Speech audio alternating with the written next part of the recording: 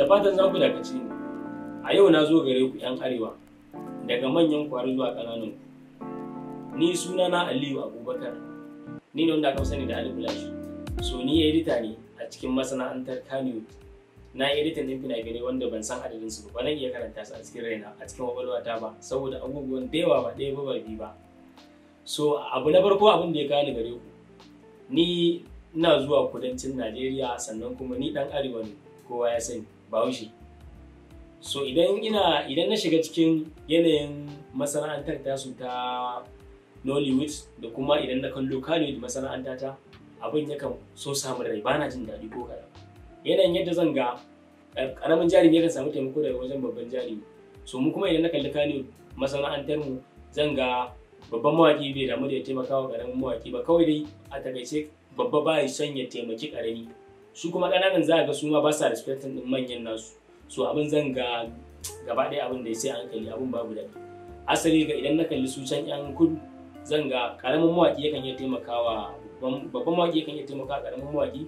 Za ga su akwai haɗin kai a tare da su, mu kuma za ga babu haɗin kai. Dalili, mu ko da shugabanci idan ka kalla, za ga abin da shugaba zai zo, wanda aka ce shine shugaba na ƙungiyar gaba ɗaya, idan ya zo yi magana ko ya ce wannan doka ce an sa kar a yi, to za ga mutane ba za a ɗauki wannan maganar da muhimmanci ba. In aka ce kar a yi, a lokacin da aka ce kar a yi nan ma, a lokacin wani za ga shi a lokacin ba ake so yi. So mu 'yan arewa yana da kyau gaskiya mu tsaya mu gyara matuƙar idan muna son mu ci gaba a cikin wannan harkar tamu ta entertainment. So a farko dai zan fara da mawaƙa. Za ga mutum mawaƙi, upcoming artist, mawaƙi mai tashi kenan, za ga yana so ya yi aiki a ji shi kuma a son shi a duniya. So idan kana so a ji ka kuma a son ka a duniya, dole sai ka yi aiki mai kyau. Idan su kana kallon waƙoƙinsu 'yan kudu, za ga nan yadda suke production ɗinsu da yanayin mu kuma yadda muke production ɗin da akwai bambanci. Dalilin da yasa na faɗa haka, mu za ga a nan ƙaramin mawaƙi zai kalli kamar irin su Davido, Wizkid, Ashake, Olamide, Sheybert da sauransu. Za ga a nan mawaƙanmu sukan kalli irin wannan, za kuma suna tunanin za su yi waƙa kamar ta wannan har a san su, inda aka san wancan ma suna tunanin su ma za a san su. To me zai sa a san ka? In dai kana so a san ka, dole sai ka yi aiki mai kyau. Dalili, idan ka duba yanzu duniya an ci gaba, za a ga su da kanshi wanda zai saurari waƙar taka, ma'ana listeners wanda suke saurara waƙoƙin naku, za ga cewa sun fi ma kowa. Kai da kake ma waƙar taka ma sun fi ka sanin cewa ka yi waƙa mai kyau ko baka waƙa mai kyau ba, ka kashe kuɗi a cikin waƙar taka ko baka kashe kuɗi mai kyau. So su za ga ma 'yan wanda suke sauraron waƙar taka, idan har su fahimci cewa kai kana aiki bija-bija ne, baka son ka kashe kuɗi da yawa, so za ga ba su da su listening din duk abin da za ka ba, saboda za su dauke ka kamar ma baka sani da kake yi ba. So kuma asali idan ka kalli su 'yan kudu, su sukan tsaya su ɓata lokaci.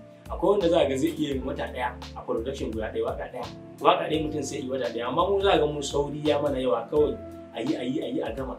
So shi kuma aikin production bai son a yi a gama, kuma aikin production baya son manage. Za ga mutanen mu da yawa suna son su yi manage. Za ka je wani ma ni ba zan manta ba ko wani ƙaramin labari, akwai wanda na taɓa gani, so ya je studio yana so zai yi waka, da yake kuma ka san ga mu da yawa ya arewa, idan muna so mu yi aiki mun fi son mu je gurin wanda muke da relation da shi. So production bai son relation, bai son kana da relationship da mutum. Relationship, wannan relation din da kake gani kuma bai shi zai sa ma kima aiki mara kyau, a yi kima aiki mai kyau. Dalili, wanda zaka je gurin shi kana tunanin kana da relation da shi ne, so shi ma yana tunanin saboda kana da relation da shi, saboda kana so ka samu sauki ne sakamakon gurin shi. So wani za ka je gurin shi ba za ka biya shi kuɗin da zai ma, in kiɗa yake yi ba za ka biya shi ba, mixing yake ba za ka biya shi yadda ya kamata ba. So in ana ba da 10,000 kai kana so ka biya 2,000 ko 3,000 ne, amma alfarma. To idan ka duba kuma aikin ba alfarma aikin yake so ba, aikin yana so kai aiki mai kyau ne. So wannan kai kuma alfarmar da za ka nema na a yi ma aiki saboda ka bi dangantaka, kana so ka samu sauki, to wannan ne kuma zai kashe aikin naka. Saboda mai bi gurin wanda za ka je in ma makiɗi ne ko kuma mai tace waƙa ne, ka je ka ba shi kuɗi kaɗan, mai bi ma kuɗin da ka ba shi bai zama lallai ishe shi sai gidan mai, yanzu yadda mai yake tsada bai ishe shi yanzu gidan mai siyo mai man da zai iya aiki da shi ba. So kaga cewa ka ba shi aiki, ka sai mai iya mai, baka tunanin zai biya kuɗin haya shagonsa da sauran responsibility da yake a kan shi. Kaga ba zai tsaya ma aiki mai kyau, magana ta domin Allah. Su in ka duba 'yan kudu za ga ba sa duba wannan.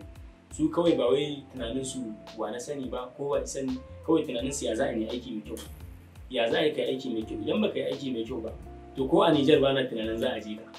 So idan kana so a ji ka a duniya, a ji ka, ka je America kai show, ka je London kai show, so dole sai ka kashe kuɗi saboda production yana son kashe kuɗi, dole sai ana kashe kuɗi. Idan ka ga ba za ka iya kashe kuɗi ba to bai kamata ka shigo layin ba, saboda shi layin yana so a kashe kuɗi, dole sai ka kashe kuɗi wata rana za ka yi ba. Yanzu kamar kanti ne kake so ka buɗe shi a kantin Kwari ko Singare ko wani guri, to dole idan ba zuba kuɗi ba a shago ba za ka samu kuɗi ba. So za a ga misali a ce wannan yana da provision kayan masarufi yake sayarwa, ga wannan kusa da shi ma yana sayarwa, za a ga mu ɗan adam Allah ya sa mana wannan abu a rai. Idan mun ga wannan shagon shi gaba ɗaya kayan cikin shagon mai fin irga wannan kuma ga wani kaya da yawa, so za ga an fi son aje gurin wannan mai kaya da yawa ne, ko da kayan shi babu sauki a ciki. Za ga mutane su ba wai sauƙin suke nema ba, kawai za ga mutane su suna ɗan neman ya za a yi su samu, ya za a yi su je gurin da za su ga kamar irin gurin akwai fashion, akwai ɗan abubuwa da haka wani masu making sense, wannan irin su mutane suke so, ba wai su mutane suna neman wani lokacin sauƙi bane, sun fi son su ga guri mai kyale-kyale, ka gane. So ya kamata da gaskiya mutanen mai kuna so ku yi aiki mai kyau, ku dinga fito da kuɗaɗe masu kyau, gaskiya ku fito da kuɗi da yawa. Mu daina duba dangantaka, in dai har kana duba dangantaka bangaren production to gaskiya za ka kashe kanka ne babu inda za ka je. So kuma ya kamata a ce mutane manya, ina nufin waɗanda suke shugabanni da kuma waɗanda suka dade a wannan masana'anta ta Kano, yana da kyau a ce su dinga taimakawa na ƙasa da su, sannan yana da kyau su dinga ba su shawarwari cewa idan za ka yi abu kaza bai kamata ka yi kaza a ciki ba, kuma yana da kyau ka yi kaza. Saboda haka so shi ma ya kamata ƙananan su dinga ɗaukar magana ta sama da su, saboda manzo Allah sallallahu alaihi wasallam ya ce duk wata tafiya idan babu shugabanci wannan tafiyar to babu ma inda za ta, ko ba gaskiya ba, wannan tafiyar ko an fara ta za a gama da wani tafiyar nan ta yi ƙasa ba ma in ana tunanin zaka a 100 zaka samu 90 ko 80 za a gama ko 30 baka samu ba, kai ne da asara a cikin zama. To yana da kyau mutane idan an ce wannan shugaba ne ko kuma wannan shugabanni ne sun fito sun yi magana sun ce a yi kaza ko kuma kada a yi kaza, a yi haƙuri ko da abin babu daɗi a yi shi. So wannan dai shi ne ɗan takaitaccen abin da ya kamata in faɗa akan mawaƙa, sai kuma zango na gaba insha Allah wanda kuma za mu zo akan sababbin jarumai ne da masu shigowa da kuma wanda su ma sun daɗe a cikin wannan harkar. Salamu alaikum.